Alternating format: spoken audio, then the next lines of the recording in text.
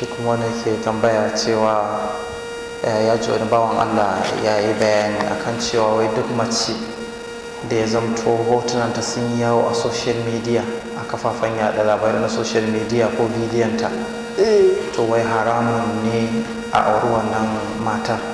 Haramun a aure ta? Ya aure ta. Sannan kuma ya ce to yadda ita za a yi? Ai to in ba aure ta ba ko? Sannan kuma in ma mutum ya aure irin wannan, ya san yana da mata irin wannan da a baya hotunanta sun yawo a social media da kuma wasu kafafai dai haka na social media, to mutum ya sake ta, wa'in ji Annabi sallallahu alaihi wasallam. To ban san hadisin ba, amma dai kawai ne an ce hadisi, in a hadisi ne in hoton ta yawo a social media Annabi ya ce a sake ta. Kaga wannan hadisi ne kan wallahi ban san shi ba, amma ba mamaki abinka da lamarin ilimin hadisi ko yana social media ya fito a hadisi har ko ai ilimi ba wasa. Amma dai kawai ni nasiha da zan yi, kada a ce an ga mace tana yawo a social media ba za a aure ta ba, bai kamata ba. Ko 'yan wasan kwaikwayon nan da su mata ne da yawa ga su nan ba aure, ana kyamunsu saboda su da wasan kwaikwayo, shi ma bai kamata ba.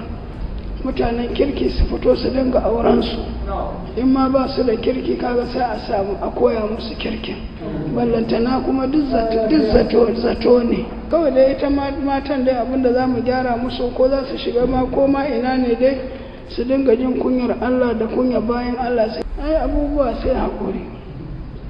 Wani ma da ya ga wata ya ce zai nemi sunanta zai magana da ita, a ta natsatsiya kyakkyawa da hijabi da komai, ya zo ya gaya min, na ce to a neme ta, in aka daidaita. Can kuma sai ya buɗe wani guri ga ta a tuba tana rawa, na ce a kyale ta, ba Allah ba ne ya kawo, kuma zamaninmu ne ai, zamanin da ba su da wannan social ɗin an ga wasu a ciki ne.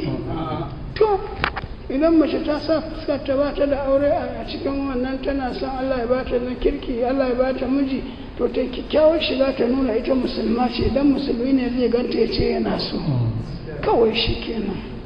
Amma duk wanne ya ce ba za a aure macen da ta nuna fuskarta a social media, ko an aure ta ma za a ɓata auren, ba aure ba ne, to babu ke, wannan bai kamata ba haka ba ne.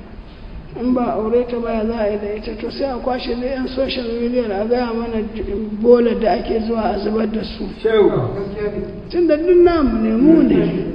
Kawai dai su kintsa su gyara, a dinga yin abu, kuma mazan su dinga yi don Allah.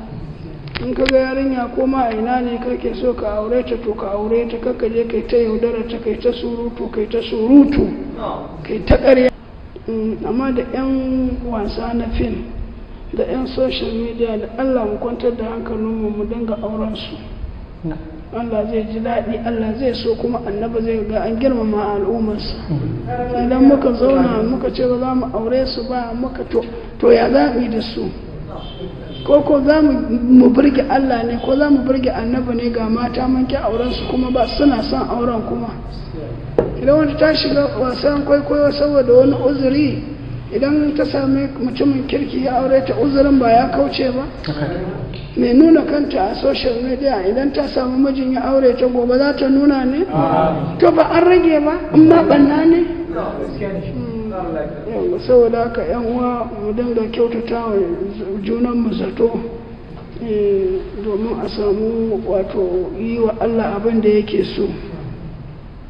Allah tabaraka wa ta'ala ya ba mu dace.